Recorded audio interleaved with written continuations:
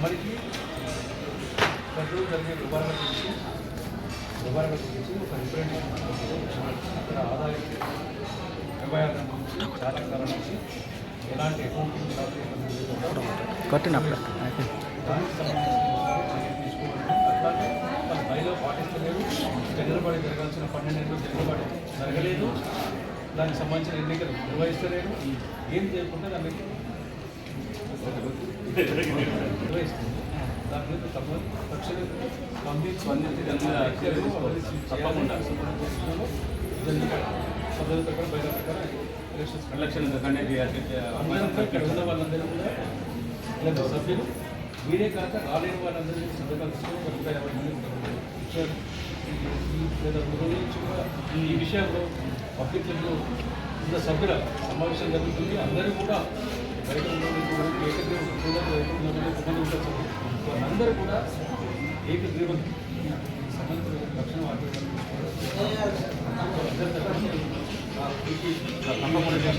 నుంచి మాకు న్యాయం చేయాలంటే కోరుతున్నాము. దాని మీద విచారణ చేయండి, చర్య తీసుకోండి.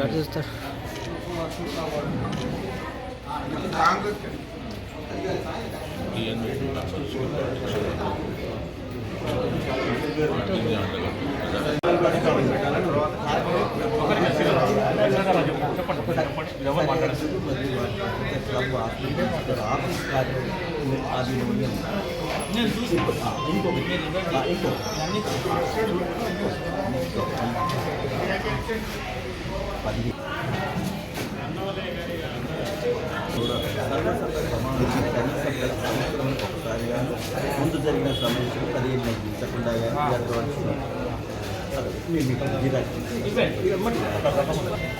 ఎక్కడ ఏం ప్రాబ్లం ఉంది అవన్నీ కూడా చూసి సార్ట్ అవుట్ చేసేది నేను తప్పకుండా thanks sir. Suryapet public club అవినీతి అక్రమణ మీద మేమందరం కూడా సూర్యాపేట క్లబ్ మెంబర్స్గా మేము ఎంతో విసిగిపోయాము. దాన్ని పరిశీలించాలని చెప్పి శ్రీ గౌరవ అధ్యక్షులు ఆర్డీఓ గారికి మా క్లబ్ మెంబర్ అందరి తరఫున వినతిపత్రం వేయడం జరిగింది. క్లబ్ సంబంధించిన పైసలు కానీ క్లబ్ సంబంధించిన వ్యవహారాలు కానీ ఎంతోమంది దాచుకున్నారు.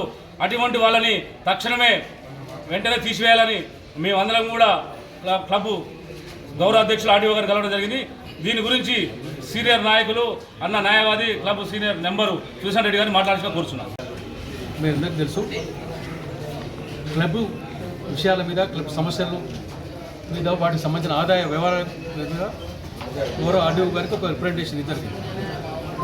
దీనికి కొద్దిగా బ్యాక్గ్రౌండ్ మనకి వెనక్కెళ్తే గత 7-8 ఏళ్ల నుంచి పబ్లిక్ క్లబ్ అనేది ఒక గ్రూప్కి చెందిందిగా వ్యవహరిస్తుంది. ఒక గ్రూప్ సభ్యులే దీనికి అధికారుల వాళ్ళ ఇష్టం వచ్చిన వ్యవహారం చేస్తుంది. అది ఎంతో ప్రతిష్టతోని సూర్యాపేటలో ఇంటెలెక్చువల్స్కు మహావాదు అందరికీ కలిసి ఒక పబ్లిక్ క్లబ్ ఉంటే దానికి సాయంకాలం పూట వినోదంగా మంచిగా పేపరు విజ్ఞానం స్పోర్ట్స్ లెక్క ఉండేది. అలాంటి క్లబ్ను తన సొంత అవసరాలకు ఉపయోగించుకునే పద్ధతి చేస్తుంది. ఆ క్లబ్కు చాలా కాలం నుంచి డెవలప్ చేయడం వల్ల పోయిన సెక్రటరీ వేనారెడ్డి గారు ఇంకా కొంతమంది సెక్రటరీలు వాళ్ళందరూ కూడా డెవలప్ చేయడం వల్ల ఆ క్లబ్కు మంత్లీ కనీసం ఒక 2 నుంచి 3 లక్షల ఆదాయం వస్తుంది. ఆ ఆదాయం దాన్ని సరైన పద్ధతిలో నిర్వహిస్తలేరు. మాకు తెలిసినంత వరకు చూస్తే ఆ క్లబ్లో ఇప్పుడు 10 ఏళ్ళ నుంచి ఒక ఆడిటోరియం ఉంది. ఆ ఆడిటోరియం కనీసం వార్షిక ఆదాయం 3 లక్షలు ఉంటుంది. గత 4 ఏళ్ళ నుంచి 5 ఏళ్ళ నుంచి అసలు ఆ వార్షిక ఆదాయం ఎక్కడ పొందుతారు, ఆ కలెక్షన్ లేదు, వారం లేదు. ఈ వచ్చే షాపుల ద్వారా వచ్చే ఆదాయం కూడా దానికి సంబంధించిన లెక్కలు లేవు, ఒక రిసిప్ట్ లేదు, ఆ డిస్ప్లే లేదు. ఏవైతే కార్యవర్గం ప్రతి నెల సమావేశమై దాన్ని డిస్ప్లే చేయాలనో ఆదాయం వల్ల అలాంటి ఏం జరుగుతలేదు. ఎవరి ఇండివిజువల్ వాళ్ళు చేస్తారు.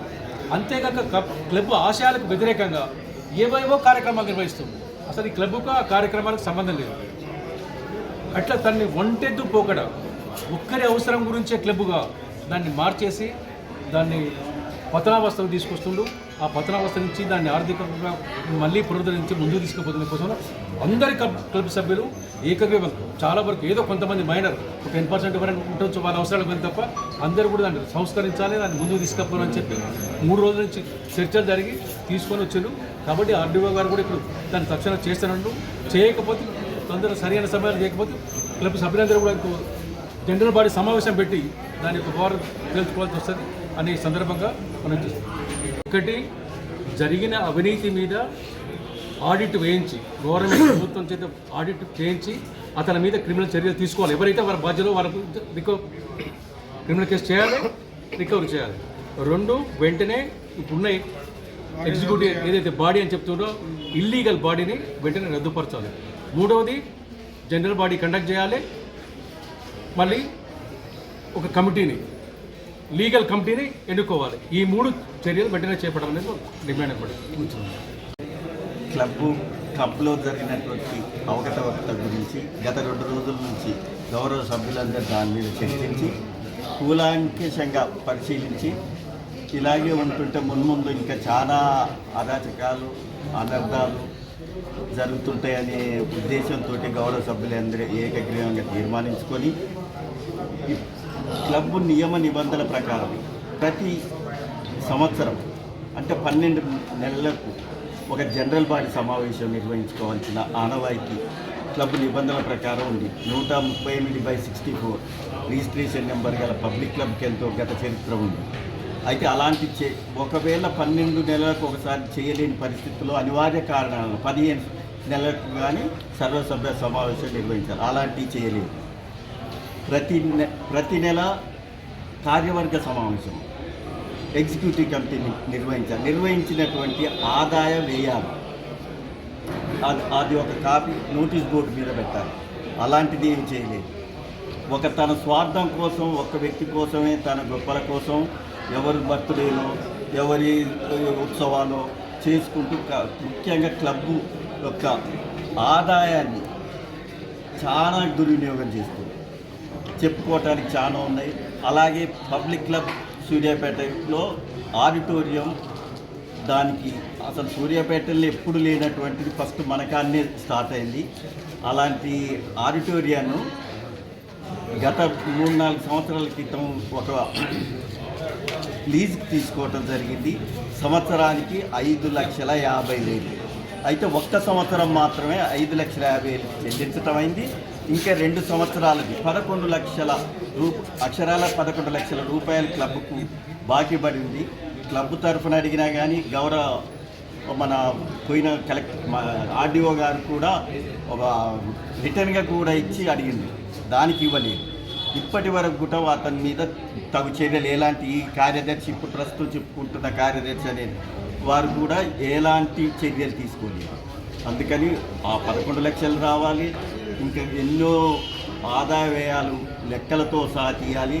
వారి మీద ఎలాంటి అవినీతి జరిగిందో వాళ్ళ మీద క్రిమినల్ కేసులు పెట్టి తగిన చర్యలు తీసుకోవాల్సిందిగా మేము గౌరవ అధ్యక్షులు ఆర్డీఓ గారిని మేమందరం సర్వసభ్యులు ఏకగ్రీవంగా విన్నవించుకున్నాము.